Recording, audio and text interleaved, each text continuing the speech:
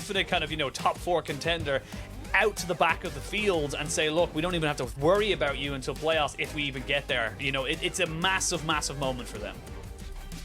Now I'm just interested to see what adaptations to draft we see, because we have the teams going back to the sides they were on in Game 1.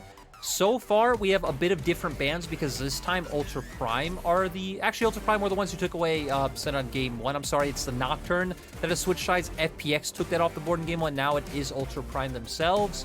Same time, FPX were the ones who went towards the Set in Game 1 and had a ton of success with that. So we're lined up to see really different drafts than what we've seen so far. We've seen Varus first pick. We've seen Set first pick. Now we're going to get something I would assume completely different. The Varus potentially still open, but let's remember that LWX didn't have the biggest impact in that game. No, still lost the kind of, 2v2, but it is going to be the Varus that gets taken out. So now what is your first pick priority? You cannot go for the Set if you're on FPX because it has already been banned, but which was banned in Game 2, I believe, by FPX was the Lee Sin, and that is a pretty decent flex. Can go top, can go mid, of course it can go jungle as well, but would like to see that in Nuguri's hands. Yeah, Red Side has banned that every game of this series so far. Nuguri definitely can play it. Doonby has been playing it in solo queue quite a bit as well. Like you said, kind of depending on how the draft goes, there's some flex potential in jungle, and we know, it was one of TN's best champions back then. And, I would really like to see this come out from Ultra Prime when we've already highlighted, hey, this is Xiaoxi's go-to pick. I think there are certain players on certain champions that you just go back to those fundamental strengths, and this is one I would like to see for them as a... on our screen, it is not getting locked in. There it is. Just a little bit of a delay. They just had an extra few seconds of time just to make sure, to be sure. But I love this, honestly. I really, really do. I think this is a fantastic pick for Xiaoxi. It really enables SMLZ as well to play a little bit aggressive again. Even if they do end up getting FPX on top of SMLZ, it adds that level of safety. So love this in Game 2. I really do like seeing it now in Game 3. And it's up to FPX to try and find an answer for it, because right now, mentioned it many, many times, LWX and Crisp are not really up to the mark against SMLZ and Xiaoxi. And now I'm curious where FPX goes. Ezreal against Thresh, something we have already seen. I think putting LWX on something that isn't going to get, isn't going to be able to put himself into rough positions where he isn't able to impact team fights is a very good choice. And once again, another flex pick. We haven't seen this go mostly towards the bot lane from what we've seen so far in competitive play. You have a very dominating 2v2, but we know when it comes to Karma mid as well, something very playable. Karma top is something we've been seeing more of a resurgence in recent years. So FPX not going to show their hands just yet. You would expect the Aphelios to come out once again, but when you have a Thresh, I think it opens up 3 champions, Aphelios, Jinx, and Kog'Maw. But Ultra Prime are happy with the performance SMLZ had in the last game. Yeah, honestly, don't fix what's not broken as they come into, the summer split, and this Aphelios kind of combination. Now you can ban away, if you want to ban away supports, you can ban away junglers, you can make that a little bit easier onto that bot side. There's a lot of opportunities here now for Ultra Prime to be able to enable this pick, and again, I'm very, very happy to see them go for that. But for FPX, it's all going to be about catching out that Aphelios. I like the fact that they have the Lee Sin early. It means they can get in behind them and maybe try and distort those team fights. I just wonder where you go is up now, because last game, one of the big things we talked about is that Aphelios loves champions that run into him, kiting back those team fights, getting out the key abilities from FPX, to where FPX have made the adaptation this time, right? They have Ezreal Karma. They don't necessarily need to commit into you. You assume they're going to be playing a more dynamic team composition where they're able to get a lot of damage off onto Aphelios in the front line before Aphelios is able to fight them back. So for Ultra Prime, it's like, hey, you can try to draft to just keep keeping them at arm's length and zoning tools and things along those lines, but FPX don't need to commit. So I think we probably need to see some more engage and pick potential coming out from Ultra Prime's team comp to combo with Thresh and Udyr and find certain advantages that way. We're still waiting to see what their solo lanes will be. The Aurelia will not be one of them. FPX banning that one away. The Lucian Lilia as well taken off the board. as FPX look to take away the Jace. And yeah, a bit of a respect ban here. I like this from the side of FPX, making sure that they don't kind of just get the same run-it-back team fight that they had to go against in the last game, where there's a hell of a lot of poke and pick potential, like you mentioned. So see what the side of Ultra Prime want to go for. They're still waiting to know where exactly everything is, so they might just pick their top laner now, as ZS does not need a lot of resources, as we've noticed in the last few games. Has had a fantastic Gnar game 1, even though they lost, and had a great set in game 2. Locked in, give themselves a mid lane counter pick, regardless of what the side of FPX want to swap around. So I think FPX pushed them into this, right? Because you look at FPX's bans, they banned Jace and Irelia, 2 champions that are very good against Gnar that we typically see. So they wanted to push FPX Ultra Prime to pick the Gnar, and they are now bringing out the Kennen themselves. This is a champion a lot of people have been practicing in solo queue, in scrims. It is one of the historic matchups we've seen into the Gnar as well, where in early laning phase it's a bit 50-50, but Kennen does generally win out in certain trades. And ooh, I'm interested to see what we get last. I assume it's going to be Tien rocking the Rumble in the jungle and us getting Lee Sin solo lane.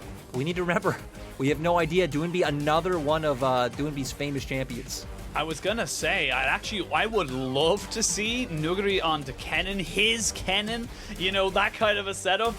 You know, Doinby onto his Rumble, and then Tien onto his Lee Sin. Like, these are all very big champions for them. Then you also have an 80 jungler with 2 AP soul laners, right? So even then you have like mixed damage and 2v2s. So I think there's definitely a logic for it. And now we're seeing Xiaoqiao bring out his Rise. This is one of his go-to picks. You highlighted the Orianna earlier, and Rise being the other one that he was playing quite a bit throughout the last split in the LDL.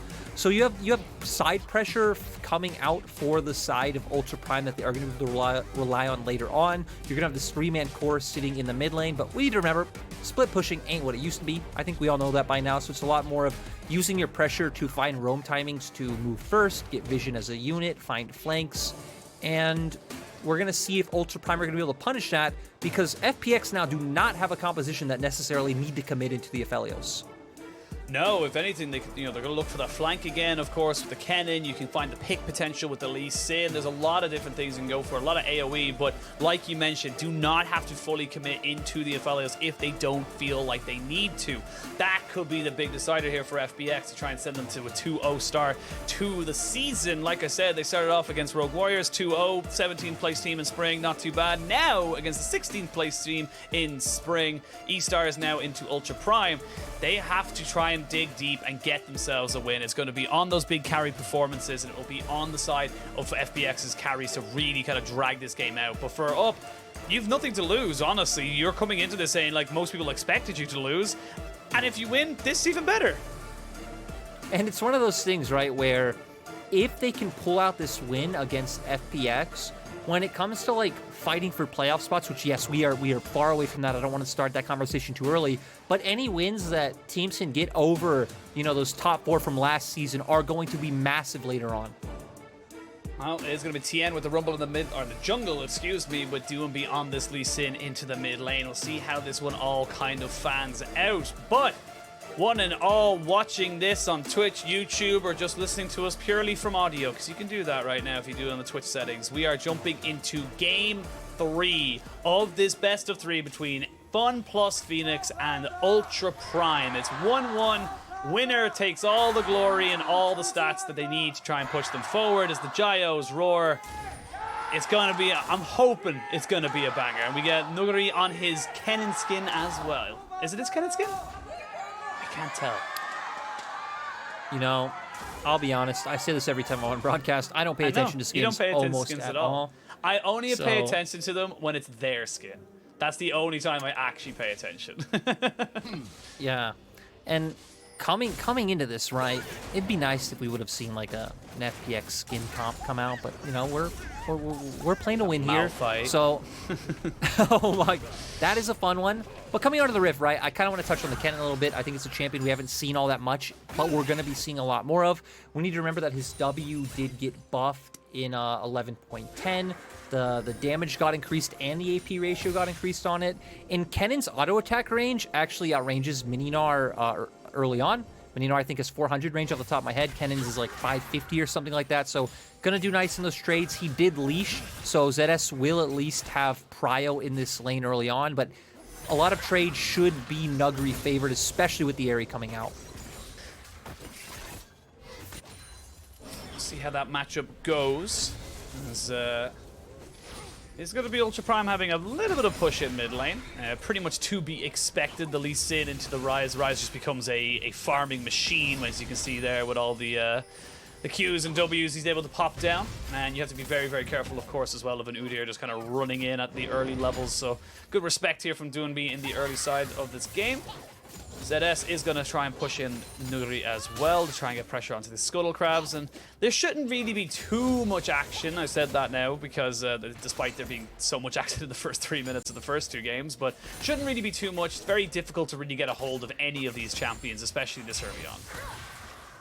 And it's also going to be interesting to see how FPX navigates the champions they have, right? Because when we talk about Karma Ezreal, it's a lane that we said, hey, you want to poke and do damage, but FPX are going for a gank. They are. They're going to be able to land the Q, the flash away, the flash in. First blood. Tien gets himself an FPX on the board. And just FPX being patient with the play. They know Shachabao pushing in that wave. Very easy to follow up. Nice by Tien to be confident to follow in with the flash as well. Looks like Ultra Prime wanted to punish, but not going to be able to. Doinby and Tien going to rotate towards the bottom side to secure that Scuttle Crab. And now I expect both teams to back off. Up should know that, hey, FPX's bot lane can move first. We did see Ultra Prime's bot lane hovering over. But as I was saying before, right, you have this bot lane where they have push in. It's double ranged against, you know, a Thresh who, I guess, kind of range, kind of melee. But you want to be whittling down turret to where you have this winning matchup on the other side. Sure, it does win in isolation, so maybe you just want to give your Ken and Vision and play around your bot. But point is, you have 2 points that you're able to play around as Tien with this composition. Heck, 3. We just saw the gank in mid as well, right? We've hit on mixed damage, so Tien has a lot of options with this composition. LWX feeling like he needed to proc that W a little bit more than he probably needed to. And it takes a very, very unfavorable trade now into this bot side. You can see now Hacker just slowly making his way now towards this bot side. You can see Chris popping down those Mantra Qs to try and just dissuade SMLZ and Shousey. But Shousey's in a position where he might just go for a flash hook, and FPX's bot lane need to respect that. Yeah, they don't want to risk Flash Flay into Lantern coming out from him. Ultra Prime still feeling confident they can make it. As you saw on the mini-map, Hacker actually started to go back, but gonna back off in the end. And for FPX, even though you do have like numerous places you can try to find ganks, I like what they're doing of, hey, just put down Vision for bot. They're going to be self-sufficient on their own. Again, they can just find push and find poke in their own 2v2 matchup. As long as they don't get Flash Flayed into the Lantern or hooked with Hacker being there, I actually don't think Ultra Prime's bot lane should be able to find any kills on them. Then it's just about, hey, just keep comboing with Doinby and eventually get to that point where you start looking to rotate and make plays as a mid-jungle unit. Wait now, as everything kind of settles itself in for the laning phase as such, and the Mountain Drake is the first one, but Tien is towards this bot side, and there are no wards whatsoever here for the side of Ultra Prime. They will have no idea, and Shousey not really in a position to save SMLZ unless he flashes away. So 2 Summers might be used. Here we go. There's going to be the flash in, flash away. SMLZ, great 3-man flay though. Keeps everyone alive, and maybe they can turn this one around as the TPs are coming in. Both it's going to be a TPs. TP either side. Both TPs come in. ZS needs to bounce himself away. The Q right between the sticks. 3 points there for Doomby's Lee Sin as he did not get any more purchase. And while that is happening, everything gets pushed in. Everyone gets pushed down towards this bot side, and it is going to be more of a pressure. It's still 5 men here. Nuguri still has flash and has ultimate. They are going to jump straight onto Shousey. SMLZ, one more Q would do him in, but he's not going to die. They will get plates, they will get a kill, they will get everything they want, and they have themselves a 1,000 gold lead. So what ended up happening was Ultra Prime thought they were fine after TPs came out and ZS was able to jump away. So Hacker actually showed on top wave to push that in to try to make it so FPX at least lost something, right? We're going to deny Nuguri the wave in top lane. And once they saw that, Shachabao might go down. Nicely done there. Will he get out in time? The Realm Warp just a second too slow. 0-2 for Shachabao in this mid lane, and Doomby the flash, Lee Sin, Dragon Kick, setting it up beautifully. Just so nicely done. Man, when you give Doinby champions that have ways to find engages, right? The set in game 1, now the Lee Sin, it just looks so clean. But we need to pause. Actually, a lane swap coming out for the side of Ultra Prime. To me, honestly, what this signals, right? Because Dragon's still up is like, hey, we're going to dodge the Kennen and... Actually, you're dodging 2 bad lane matchups, right? You're dodging the Kennen and Dinar matchup, and you're also dodging a 2v2 lane where you're going to get constantly pushed in. That was one of the reasons why you would typically see lane swaps come out, is like, hey, enemy has 1 or 2 winning matchups that are very important. We're going to avoid both of them, and we see that going into this game. It doesn't matter. It seems like they don't care too much if FPX are the team that are able to pick up that first Dragon. They're just prioritizing getting gold onto Aphelios and making sure he doesn't lose out. Yeah, and honestly, you know, we talked about how great laning phases Ultra Prime and SMLZ in particular was having. He's now down in CS. Like, he's not in a position to be able to make this one work, but Hacker does find Doinby. He's able to safeguard back to TN. That hook grazing past his butt cheeks as the wind flew past him, but that means Rift Herald goes for it, which means that you can't go for this play. I honestly feel like the play was from, like you mentioned, from Ultra Prime. Give up the Dragon, go for the Rift Herald, get gold onto Aphelios, but FPX is saying, no. That's not how we're going to let this one go down. We're going to give resources and gold to ZS, who's on the Gnar, and we're not going to let this Aphelios get going. Yeah, sadly, again, dodge out on the matchup, take Rift Herald, not able to do both. We are going to see FPX take that one, so I want to see where they do decide to use this gold. You would kind of expect it to potentially go onto the Ezreal. That is the only place they've already gotten a plate down, and I think LWX is on a champion that is positioned to be the carry of this game.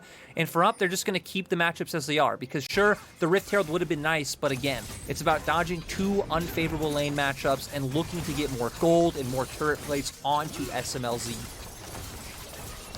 Doing really nicely of kind of equalizing out the gold that they had previous loss. That Church Shot Barrage did literally nothing. As they keep pushing in now, this could be honestly just the tower straight away. Shousey does not have flash. Nuguri just has to keep himself at arm's length, and this is a lot of gold going over to the side of Ultra Prime, but is going to be answered now onto that bot side with the Rift Herald into LWX's pockets. That's the thing, right, is there is really going to be no excuse for LWX coming into this game. He's getting resources. He got a strong support matchup in the Karma coming out. They had that early dive / zone the enemy off turret, so everything is being put into LWX. Tien also has those kills. Sure, he is a bit behind in farm, but I wouldn't be surprised if in terms of gold, he is slightly ahead as well. So Tien and LWX are who we are looking at right now. Oh. Nuguri, no flash on them. He gets flayed. The flash over though by Hacker, and there's the slicing Nelstrom. They are not under tower just yet. There is the Moonlight Vigil. It will pick up a kill. Crisp able to trade it back, but importantly for the side of Ultra Prime, they are the ones to get a kill onto SMLZ, but they're not quite done just yet. You see Crisp maybe going for something here, seeing if he can get more damage down. That is still an Aphelios. Karma, though, very, very powerful in this early game. And actually see Doinby was roaming up on that minimap, but was stopped there by the Rise. But now there is the safeguard into the kick. Xiao Bao trying to get himself out, but he can't. Tien flashes forward, gets the kill. And that is another fantastic move here from the mid laner and jungler of FPX. 2 games in the same series where mobility has to be setting up these plays. We're going to see trading. I don't think Crisp can kill him. Shops is going to get away just fine. But going back to that top lane play earlier, does LWX hit it? Oh, he had to flash. That's a good flash. Yeah, he would have been able to kill him there. But yeah, honestly, Doinby on this playmaker being that, a playmaker. And it's just so nice, right? We're seeing Tien really utilize the strength of the equalizer as well, to where it's like, hey, I can even just start this off third on the damage, coordinated as Doinby's going in. The slow comes out, the damage comes out. We're going to see here lands the shot, the Sonic Wave. And actually, Tien didn't even need to drop the equalizer early this time around like he did in game 1, because Doinby just found the Sonic Wave from what looked like Xiao Bao trying to hover towards top side, support his team for the play up there, maybe get some vision, and another punish coming out. Not having a good time in against FPX. We're seeing a team that plays heavily with mid jungle. Ultra Prime have not really been a team that have done that at all. We've seen Xiao Bao be a laner that tries to hover for his jungler, but not the opposite way around, right? We haven't seen Hacker make his way towards the mid lane in any of these games. No, SMLZ in a little bit of trouble. Does push up the wave, wants to get this tower down, get that extra little bit of gold, but I don't think he's going to be able to get it. Just about stays alive, and you can see FPX, they just want to deny that, because that is about 500 gold in terms of the plate and the turret going down as well, the local gold, that you are just denying. It would put him from 4,400 to pretty much 5,000 in that regard. So Nuguri needs to be a little bit careful. ZS is 20, 30 CS ahead of him, but there is the Realm Warp, but now Nuguri with a Slicing Maelstrom and Flash available. Does he go for the fight? He does. He flashes back in on top of the Rise, and he's not quite able to survive. Almost turns it around. This time around, it is still a 1-for-none trade. That's the thing, right? That was a scenario where he was probably dead in 99.9% of scenarios where Ultra Prime play it correctly. And he gets him! LWX, that was sick! To Inby's laugh. Oh my god, that was amazing from LWX. You know, been a bit of a rough series, but for plays like that, as Munchables would say, we take those.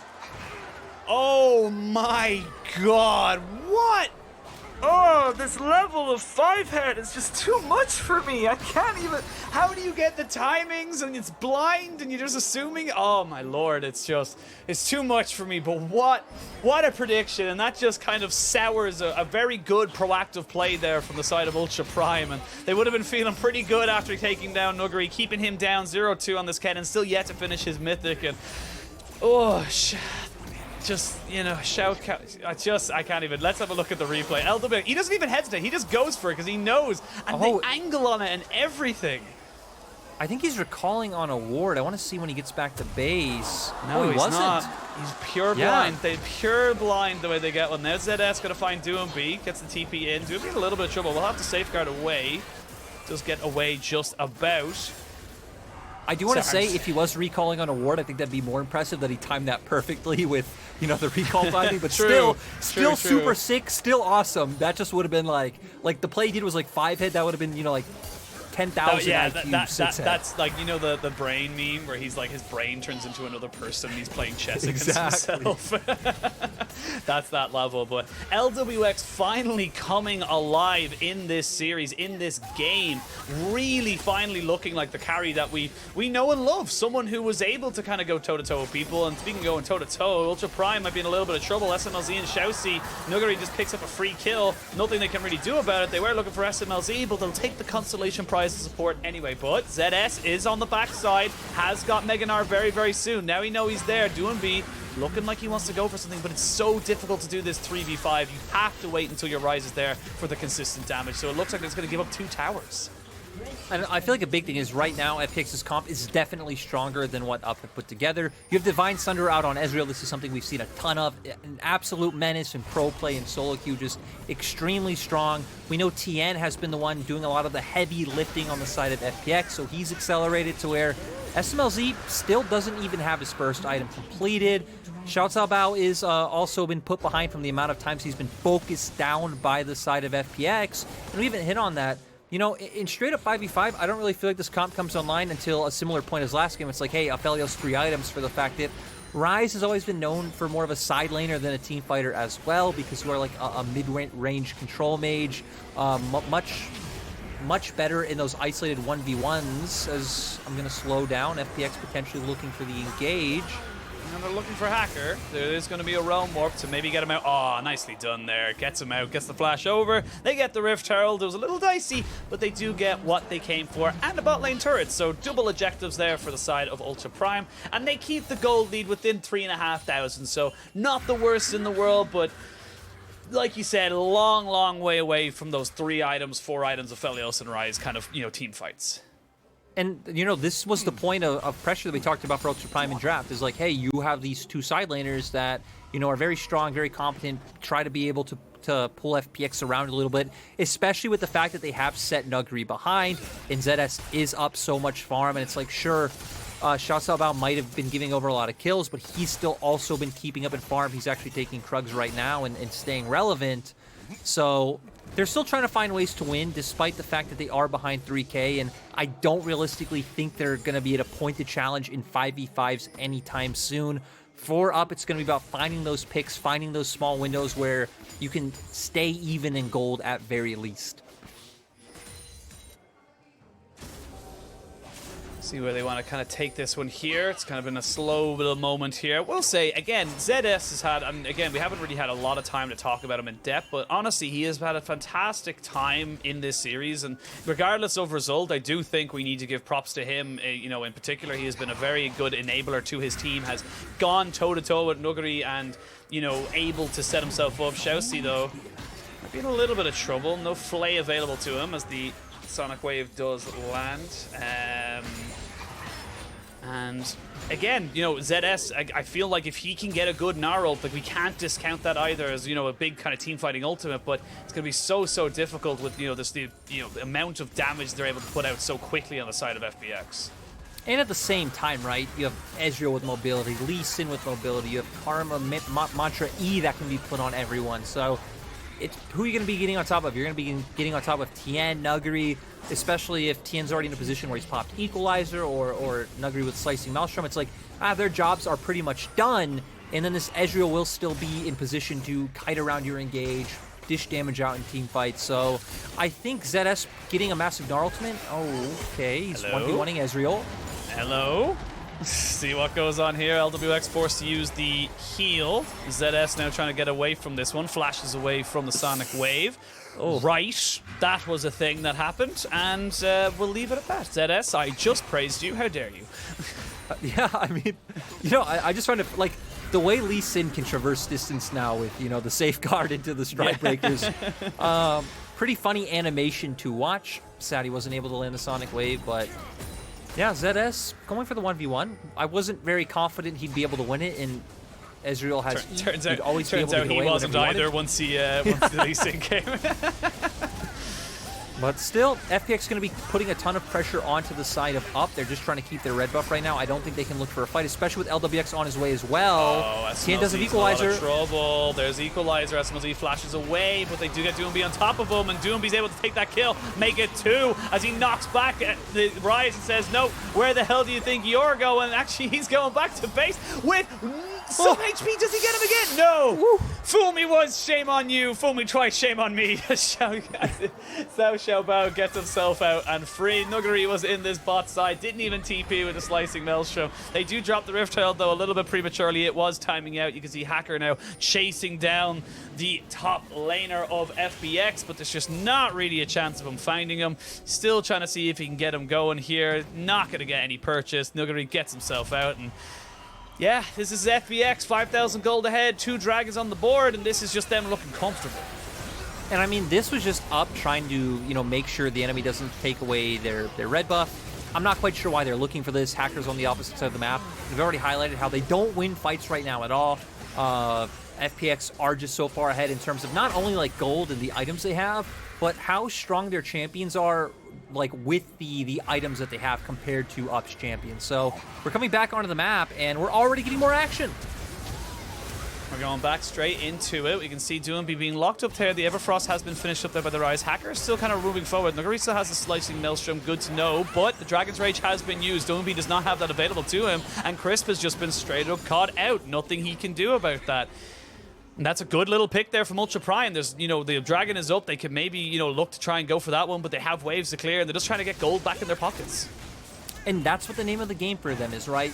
As Ultra Prime right now, you are not looking for advantages. You are looking to stabilize, you are looking to minimize bleeding, and then you are looking to punish mistakes when FPX overextends or someone walks out.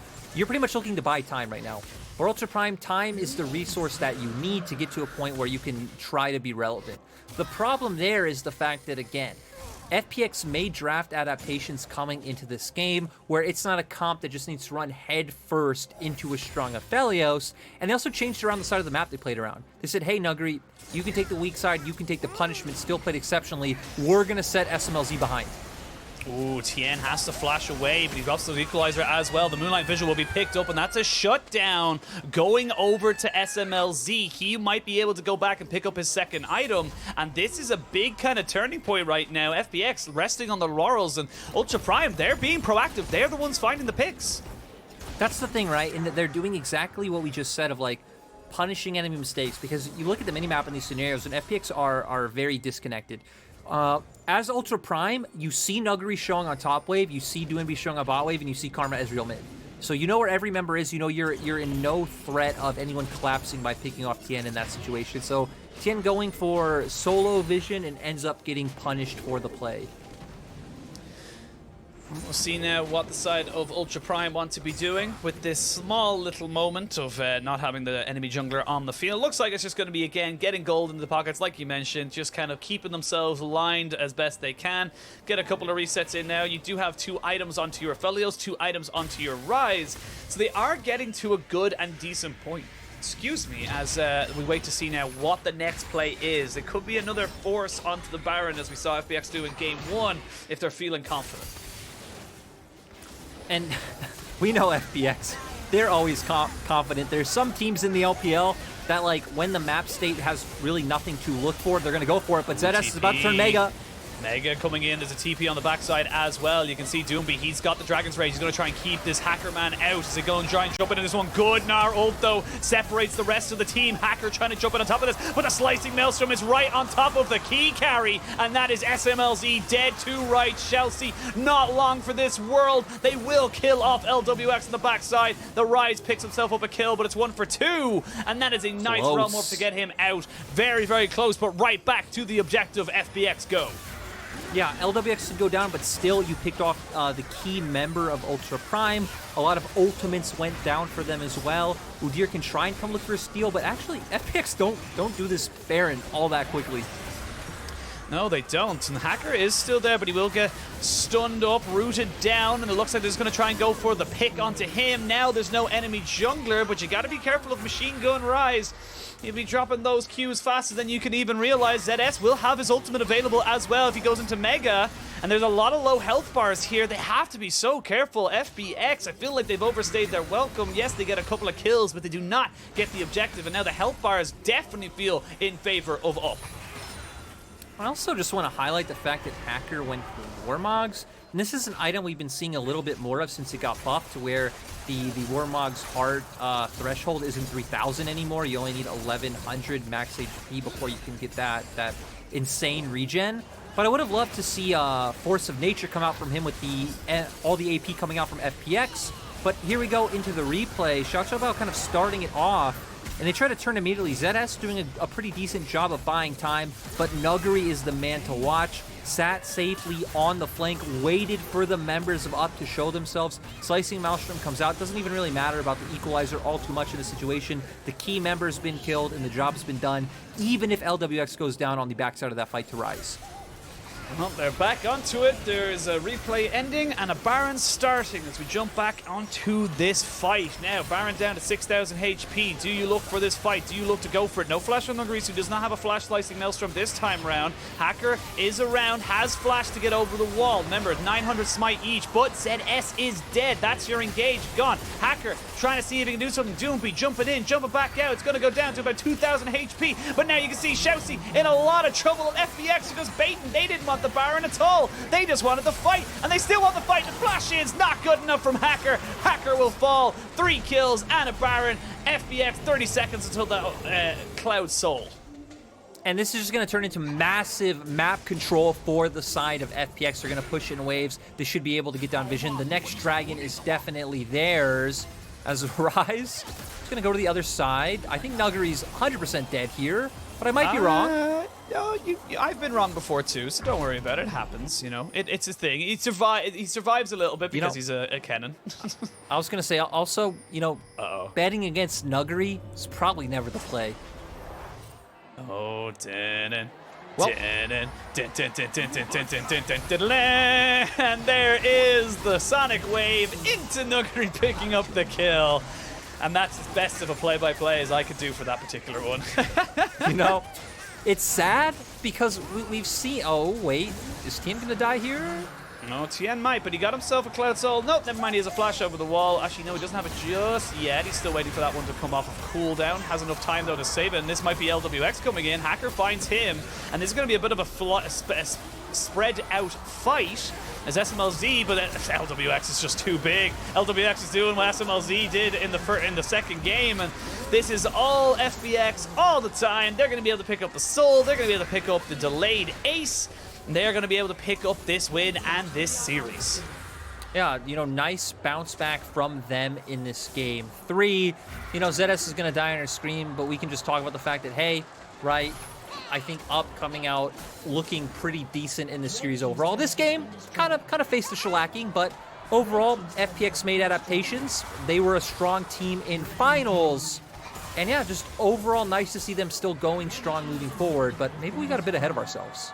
I gotta do the Benny Hill music. No, never mind, he said.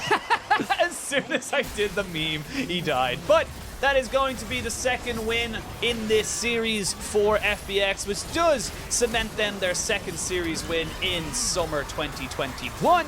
It took them a while. There was definitely some rough edges, but they were able to get themselves the win, and that's all that matters. They stay undefeated in match score, and they go back to the top of the table.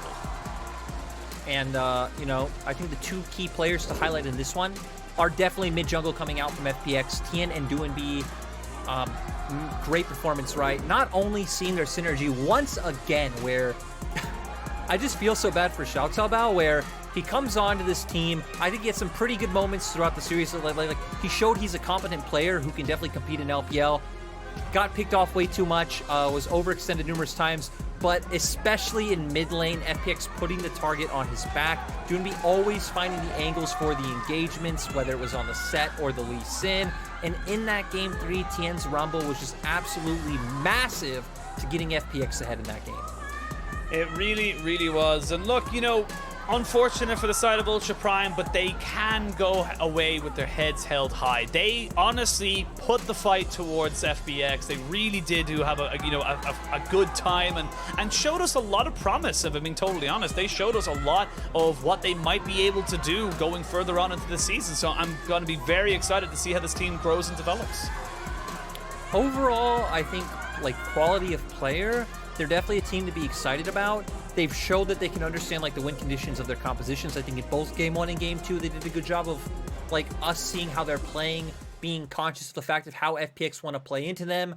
I think in this series in Game 3, they got too tunnel vision on hey, Thresh and Aphelios, which I don't blame them, right? When we saw the Thresh, we were like, cool, Chelsea going back onto his main champion, but then FPX just drafted around what you just did. You ran back a very similar comp, but I would even say slightly worse because you kind of had to index more into side lanes with the fact that FPX would just be able to out 5v5 you. And then, yeah, they kind of punished the fact that you all-in on one aspect of what you just won on, and it allowed FPX to adapt their draft. And then, they just came out swinging in that game with a great plan, shutting down SMLZ down early on.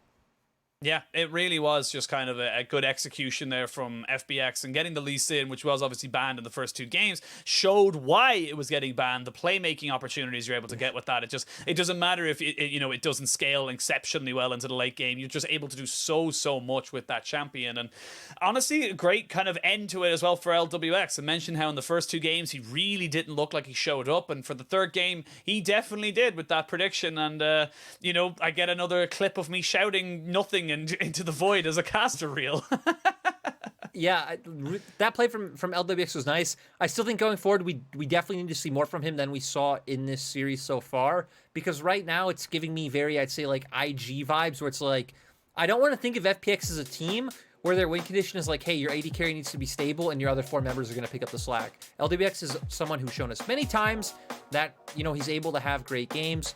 This was definitely a solid performance coming out from him. But again, to me, I feel like the MVP has to be Duanbi or Tien. Both of them performing exceptionally well. And the fact that Nuguri just kind of survived that onslaught of pressure that he got was pretty amazing as well. Yeah, it really was. And look at that damage on it. Yeah, I was just gonna say the damage is kind of nutty, and again, it's a very good start. And despite Nuguri being kept down, obviously in this series, kept down in this game more specifically, he was still able to pop off absolutely on this Kennen, I feel like for for Ultra Prime, if their game plan is to protect SMLZ, is to build comps around Jinxes, Aphelioses, those kind of hyper carries, they need to be able to kind of just kind of clean up those little parts of the game. Like it did feel like once SMLZ got put behind, there was no extra plan there for the side of Ultra Prime.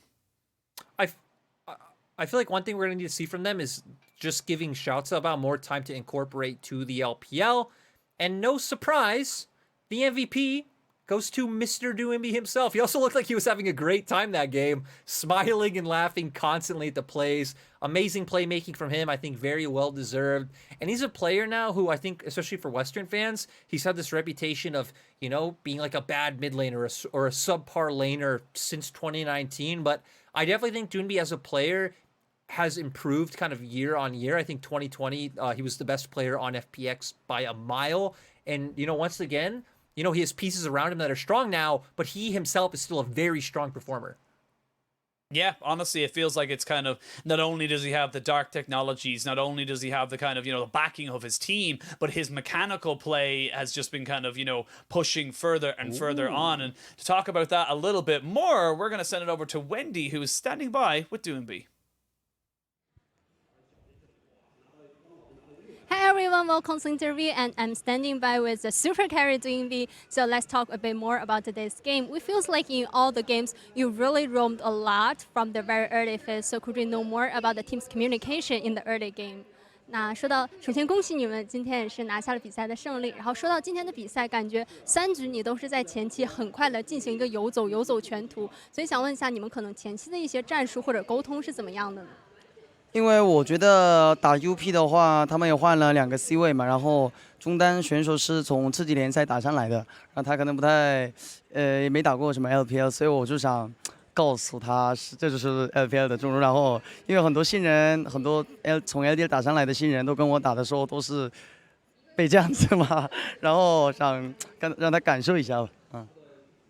Because for today's game, on the opponent's team, they have made some changes in the starting rosters in the AD carry and also for the mid laner. And for the mid laner, Xiao Chaobao from UP, it's a new rookie player from the LDL, the development or the academy of the LPL. And so I really want to tell him, because this is his first matchup in LPL, I want to tell him this is LPL and welcome to LPL. So and also I think so many rookie players in the main lane when they first came to the LPL, I'll just have to do the same thing to them. So that's the reason for me to start so many roamings for today's game. And so after game 2, it feels like the opponents, Thresh and also Aphelios, they have a very decent performance, but US didn't ban out these 2 champions. So how to restrain those two, the performance of the opponent's bot deal in game 3, and could we know more about the feedback before the last game? 那其实感觉第2局对面的一个下路组合厄斐琉斯锤石是发挥很好的，但是你们在第3局的时候并没有ban掉这2个英雄，所以想问一下，在最后1局是怎么样去限制对面一个下路组的发挥？同时我们也想听一下，在第2局结束以后，队内可能进行了哪些比较迅速的调整？因为我觉得第2把阵容是有点难帮到笑的，我们没办法帮笑的前面，然后厄斐琉斯发挥起来还是挺猛的，因为我们都觉得厄斐琉斯锤石这版本不是一个很厉害的下路组合，但第2把打完之后就觉得厄斐琉斯比较厉害嘛，然后第3把开始的时候我们就都说我们能帮笑的都帮笑的，所以我们后面就一直帮笑的，针对笑的嘛。Because for game 2 with our composition, it's very hard for us to do some roamings around the bot lane. And also we think Aphelios and Thresh is not a very hot pick or the hot bot deal in the current meta. So before game 3, we have already decided in the last game we are going to have more ganks or help the help the bot lanes to help our bot deals to get some leads in the early game. And also from the documentary from FPX, we feels like you have mentioned that you're going to transfer the short calls to Tian and also to Crisp. So could we know more about who is the shot caller now in FPX? 那其实，在春季赛一个纪录片《Nest》里面，你有提到说，现在想要逐渐的把指挥权转移到野辅、小天和刘青松身上，所以想问一下，现在队内可能谁来进行指挥比较多一些？指挥的情况是怎么样的呢？其实这个是从去年马博赛打完吧，然后今年下一赛德玛西亚杯开始之后，我当时就这么说，因为这个指挥权确实慢慢就转移到那个辅助跟打野，因为当时说的这个纪录片说的也是一样嘛，就有一天突然就我不在，就是我不在 FunPlus，然后他到时候可能是刘星松也好，小天也好，他们要负责这指挥游戏内的那个指挥，所以我想到这个，然后后面就是慢慢就是进行吧，就这么做，然后后面就看做的怎么样吧。我觉得目前做的还挺好的，还是我觉得挺厉害的他们两个。To be honest, from the last year's summer, the regional qualifier, and also after 2020 the Master Cup, I have already decided that I'm going to transfer the shot call to Tian or to the Crisp. And also, as I mentioned in our FPX documentary, Nest, I will like if someday I may not be with FPX. So at that time, if I'm the only shot caller, that will be quite risk for the whole team. So I try to teach Tian and also Chris. Maybe the two of them can be the main shot caller for the in-game contents. And also, I must say the two of them are so smart, and this transfer of shot caller is on a very good process currently because they're very smart. And also my last question is, just before the interview, all the audience in the studio, they have shouted out Zoe, and they really would like to see your Zoe on the stage of LPL. And also, do you have any response to this? And do you have any message to all the fans? 那最后一个问题也是，其实，在采访开始前，我们现场的观众一直在大喊左一，就很多人都很期待你的左一嘛。所以说，对此你有怎么样的一个回应？然后，同时有没有什么话想要对所有LPL 支持 FunPlus 的粉丝们说的呢？首先就是我先回那个左一的那个问题吧，因为左一的话，我觉得其实每次我们比赛的时候选英雄的时候，粉丝们都会说选左一嘛，因为我们都能听到他们说的话。然后第一局打2W的时候，真的是说实话差一点点选到左一的，可惜有一个人不是那么想看我的左一。但是我相信很多，包括我们粉丝们也好，队友们也好，相信我的左一。然后今天刚刚采访开始之前，很多现场的粉丝们都说左一嘛，什么时候玩左一？我只能说。快了吧，应该很快就能见到。我觉得第一轮是100%能选到，也不知道是什么时候会选，有可能是这个，有可能是下个月。反正我相信我现在左一，我这个左一这个水平，我觉得比赛选出来肯定是能赢的，100%能赢的。那最后有没有什么对粉丝想说的？想对粉丝说的是，今年是我会带我的不是粉丝们，带我的选手们进歇赛。你们今年是真的可以相信我，也可以相信我的其他队员。相信我们 FunPlus， 谢谢。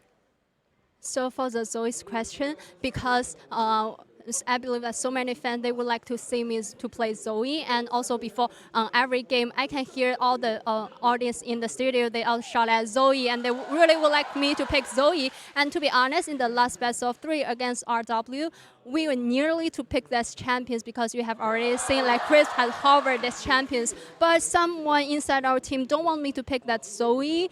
But I must say, I think my Zoe is quite strong in this point of time. And also, maybe, definitely you guys will see me to play Zoe in the first round of our Summer Split regular season. And also, maybe I will pick this champion in this month or the next month, but you can look forward to that. And also for the message to all the fans, please trust me, this year I will definitely to lead the whole team to get into the World Championship.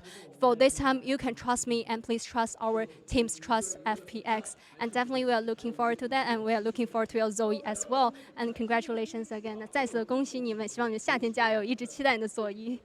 And back to you guys. Bye bye. Thank you so much, Wendy. Well, lots to look forward to. World Championship, get to see a Zoe.